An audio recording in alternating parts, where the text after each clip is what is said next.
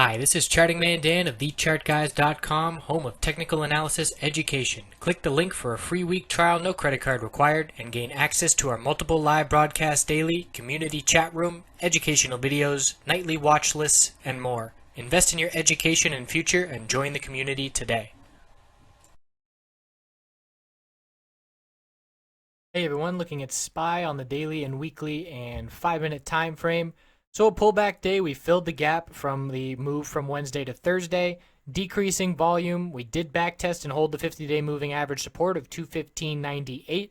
So at this point, it's just normal healthy consolidation, no red flags for the bulls whatsoever. It was a pretty tight range today, and then even when we did start to break to the downside, we still have all moving averages as support on the daily.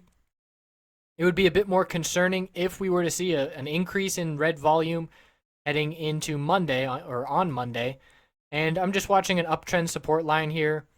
We formed a lot of higher lows in a row after the initial dump, and we could pull all the way back to the mid 214s and still be holding this uptrend support line. So no worries for the bulls at this point. Weekly time frame did close just above that 10-week moving average. A little bit close there to being two rejections in a row. The bulls really did not want to see that happen. Fortunately, it did not. So 215.92, that level is now support. All moving averages back as support on the daily and the weekly time frame. SPY bulls looking good, and we do expect new all-time highs in the somewhat near future. So looking at the 5-minute chart for SPY, some indication on how to potentially day trade it. Not a ton of volatility in the name today, but just with regard, I'm watching SPY consistently and always when live, and pretty much any ticker, I'm going to be referencing SPY unless there's really no correlation between the two, which is certainly rare.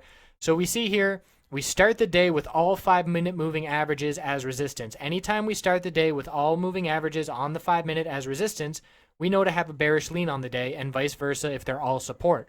So we rejected from them first thing, pulled back, set a low of the day, tried some work to the upside, higher lows, climbing steady, rejected from this 100 period moving average resistance, pull back, new low of the day, rejected from the 20 period, and then the dump came, increasing bearish volume.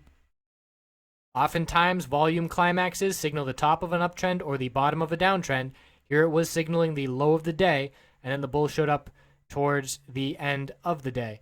So what my point is here is, even if there wasn't a ton of trading opportunity in SPY today and you weren't going that route, we knew to be looking, in my opinion, to be looking for bearish plays if the market is pulling back and looking bearish. So we were looking at bear miners, we were looking at bear biotechs, and that's because the overall market had this bearish trend that was very clear on the 5-minute chart.